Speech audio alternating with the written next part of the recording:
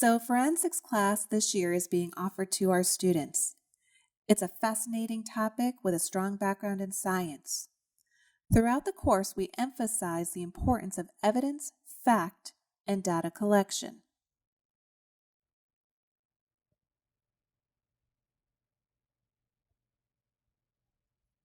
It's critical because if there's an error, you're no longer able to use that information in court or to show what you have. Precise documentation is imperative.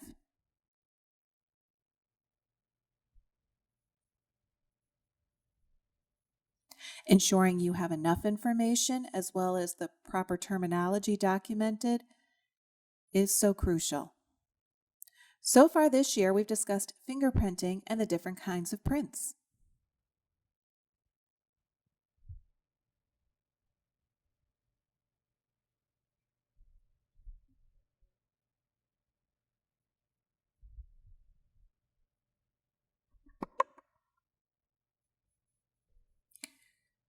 We're also studying hair analysis.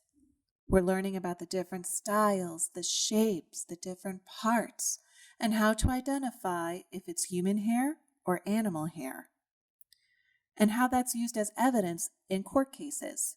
So if we have cat hair versus human hair, how do we know the difference? How do we compare the two? Next, we're going to be studying blood splatter.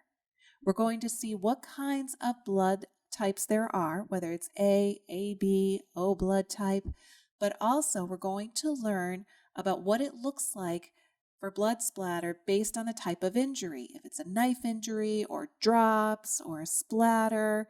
And we're going to talk about math as well and how angles come into play to determine where the blood is coming from, if it's dripping from up above, and how large the pool of blood is on the floor, and how to measure that. And all of that information is part of us gathering the evidence to support a case.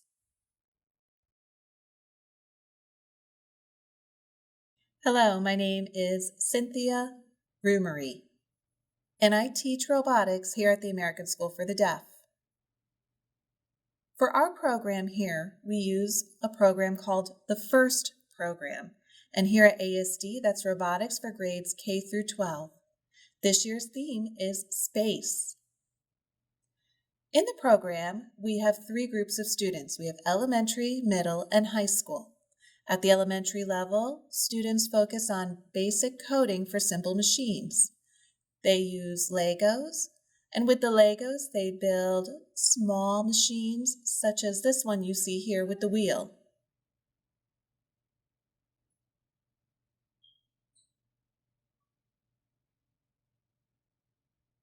Then they use coding to make the machine move.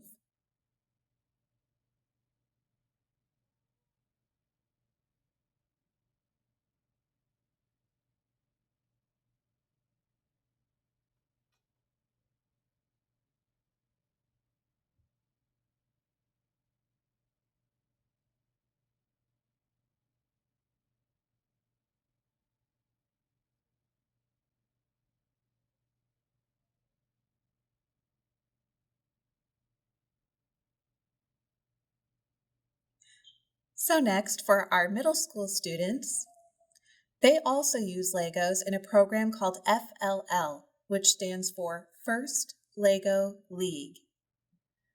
Now for that group, they have a massive table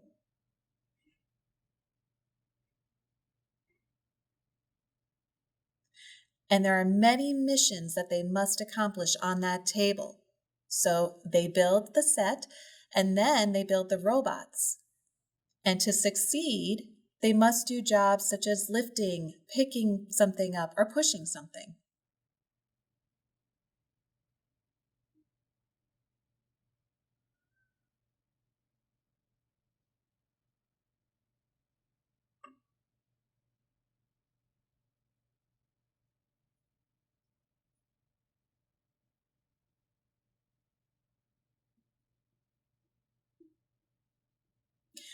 So they build the machines first, and then they code in order to succeed. Now the third group is called FTC, and that stands for the First Tech Challenge Group. This is high-level high school students, and what they do is they work on developing good concepts for their robots.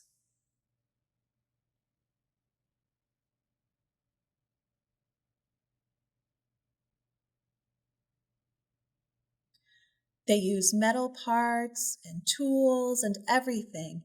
We also have a field for their team as well, and they use that field for the robots to succeed at certain and gain certain points.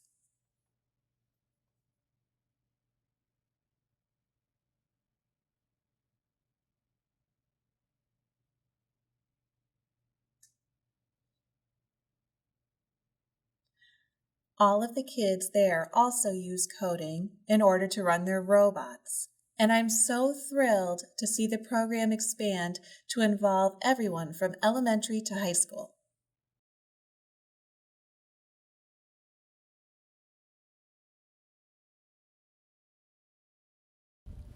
Here at the American School for the Deaf, we have a program, Transition Services, to help students prepare for life after high school.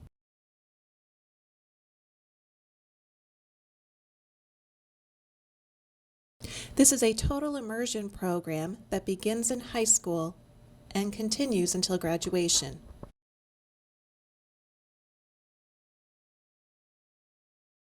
Transition classes are offered every day to teach self-advocacy skills, to learn about themselves, and to make career decisions.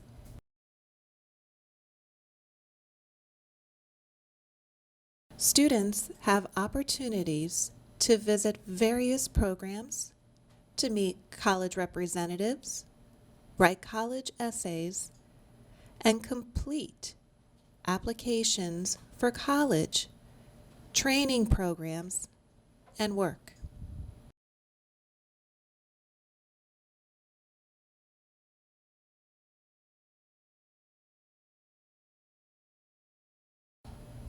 Applying for financial aid and scholarships and connections to state agencies is part of the process for self-sufficiency.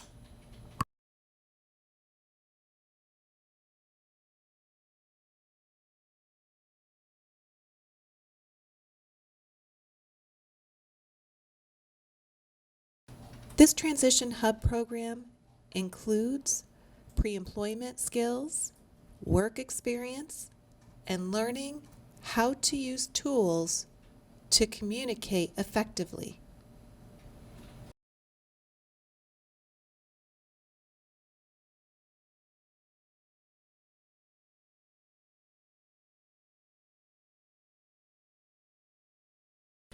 Individualized plans are developed for each student to meet their post-school goals.